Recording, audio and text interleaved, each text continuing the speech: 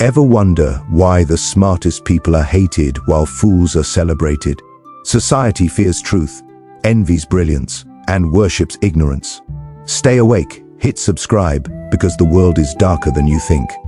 Genius is hated because it forces people to face truths they would rather ignore. The mind that sees patterns others cannot, that questions norms and exposes lies, becomes a mirror for society's deepest insecurities. When a genius speaks, it is not just knowledge that emerges, it is judgment, a silent accusation that the world is far more flawed than most are willing to admit. And this is terrifying. People are comforted by illusions, by the stories they tell themselves to make life bearable. When someone comes along and tears those illusions apart, even with pure intent, it is perceived as an attack. The anger that follows is not directed at the ideas themselves, but at the mirror those ideas hold up to human weakness. Intellect, by its nature, isolates. A brilliant mind does not conform to the herd. It questions, it analyzes, it refuses to settle for the shallow or convenient. This refusal is a threat. Mediocrity, fragile and insecure, cannot tolerate someone who highlights their inadequacies, and so it lashes out. The hatred of genius is rarely rational. It is primal, emotional, and deeply rooted in the fear of exposure. People do not hate the truth itself. They hate the person who forces them to confront it. Every insight, every revelation becomes a reminder of their own limitations, their own failures to see, to understand, to act. And so genius is punished, not for what it says, but for what it reveals. The cruelty is subtle, almost surgical. Genius is often ridiculed, ignored, or misunderstood. Its contributions are downplayed, its successes attributed to luck or circumstance. Society teaches us, subtly but insistently, that intelligence is dangerous, that questioning is rebellion, that thinking too much is a crime against comfort. This is why history is filled with brilliant minds forgotten, scorned, or silenced, while mediocrity is praised and worshipped. The more a mind illuminates, the more it threatens the shadows in which people hide. And when the shadows feel threatened, they strike back with everything they have, driven not by reason, but by the raw, animal need to survive the exposure of their own inadequacy. And yet, genius persists. The mind that sees clearly cannot unsee. It cannot retreat into ignorance without suffocating itself. There is a loneliness in this clarity, a kind of suffering that comes from understanding how fragile and fragilely defended human perception truly is. Every revelation carries a weight, not just of knowledge, but of the inevitable rejection that accompanies it. People are drawn to brilliance and repelled by it in equal measure, an emotional paradox that has haunted thinkers for centuries. In a world built on denial, the genius is the inconvenient conscience, the whisper of truth no one wants to hear, and for that, the hatred is relentless. This is the price of seeing too much, of knowing too clearly, of daring to shine where others are content to stumble in darkness. The world does not reward vision, it punishes it. And yet, the genius cannot stop seeing, cannot stop questioning, cannot stop being the thorn in the side of comfort and complacency. Hatred is the cost of clarity. Truth is lonely. Society worships the mediocre because mediocrity is safe. It is predictable, digestible, and comforting. People do not crave truth or insight, they crave ease. They crave the illusion that everything is as it should be, that life can be navigated without challenge or reflection. When someone brilliant appears, questioning, probing, forcing people to see beyond their fragile certainties, it disrupts the equilibrium. The worship of fools, of those who speak confidently but think shallowly, is not accidental. It is a defense mechanism. Mediocrity is a shield against the fear of exposure. When the ignorant are elevated, it validates the masses, reassures them that being shallow, lazy, or unthinking is acceptable, even admirable. Comfort is powerful. It dulls the senses, anesthetizes curiosity, and silences ambition.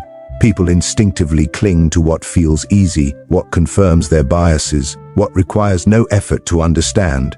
This is why brilliance is punished, while incompetence is celebrated. The loud, the bold, the charismatic, regardless of intellect, become icons, idols, and leaders. They speak without substance, make promises without follow-through, and yet the crowd cheers because their simplicity does not demand self-reflection. Genius, on the other hand, is complicated. It forces effort, challenges norms, exposes contradictions, and reminds people of their own laziness. And that is intolerable. The dark irony is that mediocrity thrives on admiration, while the genius is often isolated. Society's approval is not earned through merit, but through the comforting illusion of competence. The louder the fool, the more people believe in them. They are worshipped not because they are worthy, but because their presence reassures everyone else of their place in the world. The genius, by contrast, threatens this place. Every insight that cuts through the fog, every idea that pierces the veil of delusion, is a reminder of inadequacy. People cannot worship someone who exposes their weaknesses. They can only fear, envy, or hate them. This is why leaders, celebrities, and influencers are often devoid of true insight. Confidence, charm, and theatrics are rewarded far more than wisdom. Society prefers the illusion of intelligence over its reality, the comfort of ignorance over the labor of understanding. When someone challenges the status quo, when they think deeply, when they refuse to pander, they become an anomaly, a threat to the fragile system of collective self-deception. The masses turn on them not because their ideas are wrong, but because they are uncomfortable. Fear and insecurity are stronger motivators than admiration or truth. Mediocrity is worshipped because it does not demand courage, it does not demand change, and it does not demand confrontation with the abyss. People long to be reassured, to be validated, to feel that the world is simple and safe. The genius, in their relentless pursuit of understanding, destroys that illusion. And so society reacts predictably. It ridicules, ignores, or destroys brilliance while elevating what is shallow, loud, and easy to digest. Comfort has a cost, and that cost is truth. The worship of fools is a mirror of our own cowardice, a reflection of our unwillingness to face what we might become if we were honest with ourselves. Mediocrity is safety, brilliance is danger, ignorance feels good. Genius evokes envy in ways that are both silent and corrosive. It is not merely admiration that the brilliant mind inspires, but a dangerous, gnawing reminder of what others lack. People do not always recognize this envy consciously. It hides beneath layers of rationalization, justification, and self-deception. Yet, its presence is undeniable.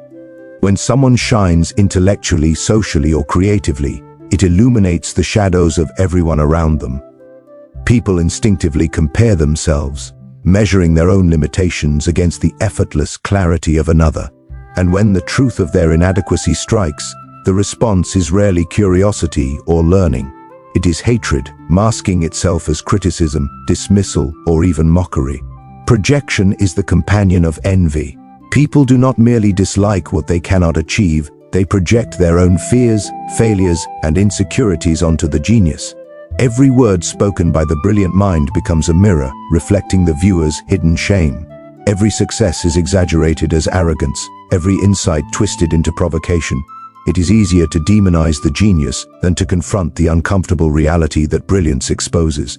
By attacking the thinker, the envious protect their fragile self-image, maintaining the illusion that their mediocrity is normal, acceptable, even preferable. This psychological mechanism is universal, yet rarely acknowledged. Envy is a silent predator, feeding on insecurity, cultivating resentment, and spreading subtly through communities, workplaces, and social circles. It is why geniuses are often isolated, misunderstood, or maligned. Their achievements become the targets of gossip, their ideas the subjects of derision, and their intentions perpetually questioned. The more a mind illuminates, the more it threatens the self-conceived equilibrium of others, and the more it threatens that equilibrium, the more violent the backlash. The attacks are not random, they are deeply rooted in the human instinct to protect the self from shame, fear, and inadequacy. Envy is a particularly vicious emotion because it does not require truth to thrive. The genius does not need to fail for hatred to flourish, it only needs to exist. The presence of brilliance, by itself, is a threat. People recoil not from what the genius has done, but from what they might have done if they were capable. Every insight, Every creation, every revelation becomes a haunting reminder of their own unrealized potential.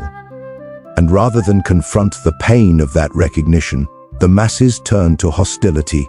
They mock, belittle, and discredit, creating a narrative in which the genius is the problem, the outsider, the threat to their comfortable mediocrity. Yet, envy and projection are powerless against the mind that refuses to shrink. The genius cannot dim their own light to make others comfortable without suffocating themselves. They must endure the hatred, the slander, the silent poison of comparison. This endurance is a form of suffering that few understand, a psychological cost of being exceptional in a world unwilling to celebrate exception.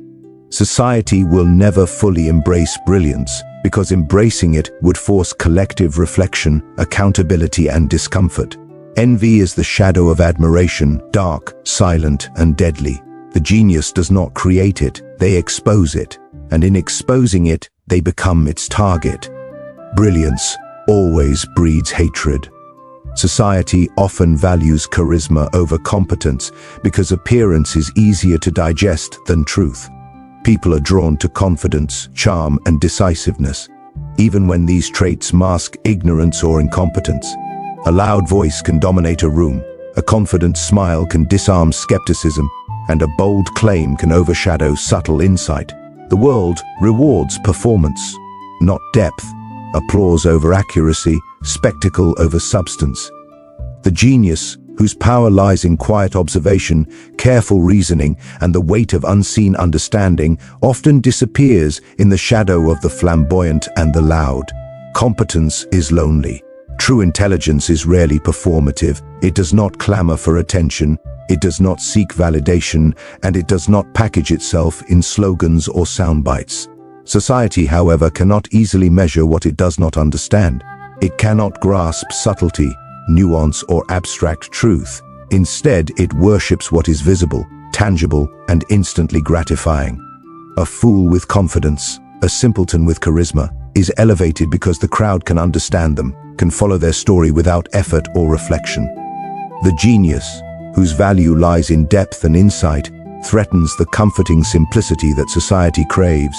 This preference for form over substance is psychological, rooted in human insecurity. People fear complexity because it forces engagement, introspection, and responsibility. A charismatic idiot is easy to admire. They speak in absolutes, provide simple solutions, and create the illusion of certainty. The genius, by contrast, introduces doubt, ambiguity, and questions that demand thought. This is dangerous. Human minds resist discomfort. It is easier to idolize the shallow than to reckon with ideas that challenge the foundations of belief, identity, and security. The consequence is predictable. Brilliance is marginalized, misrepresented, and often vilified. History is filled with examples of thinkers and visionaries whose quiet competence was drowned out by the theatrics of the undeserving. Society elevates what entertains, what is digestible, what makes people feel important by association, rather than what illuminates truth. Genius cannot compete in a world that confuses spectacle with merit, flash with substance, and noise with knowledge. The louder the deception, the greater the admiration, and the quieter the insight, the harsher the scorn. This is why many geniuses are misunderstood, dismissed, or feared. Their competence exposes the incompetence around them, and society reacts as it always does, with hostility, derision, or denial. The intelligent are asked to simplify themselves, to perform, to amuse, and when they cannot or will not, they are punished with obscurity, ridicule, or envy. People prefer to follow fools who perform brilliantly rather than follow minds that think brilliantly. It is safer, easier, and far more comforting to elevate incompetence than to confront the uncomfortable depth of understanding. The irony is cruel. Charisma is a mask, a performance, and a tool that fools wield to command worship. Competence is real, quiet, and often invisible, and for that reason it is feared. Society has built entire hierarchies on the illusion of skill rather than its substance. And in this distortion, truth suffers.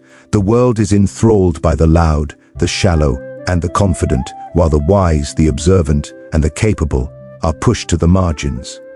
Genius cannot win where applause outweighs insight. It cannot thrive where noise conceals emptiness, and depth is punished. And the world continues to bow to the foolish, blind to the shadows their brilliance could have illuminated. Substance hides. They fear your mind. They envy your light. But in the shadows, brilliance waits, unbowed, unstoppable, and untouchable.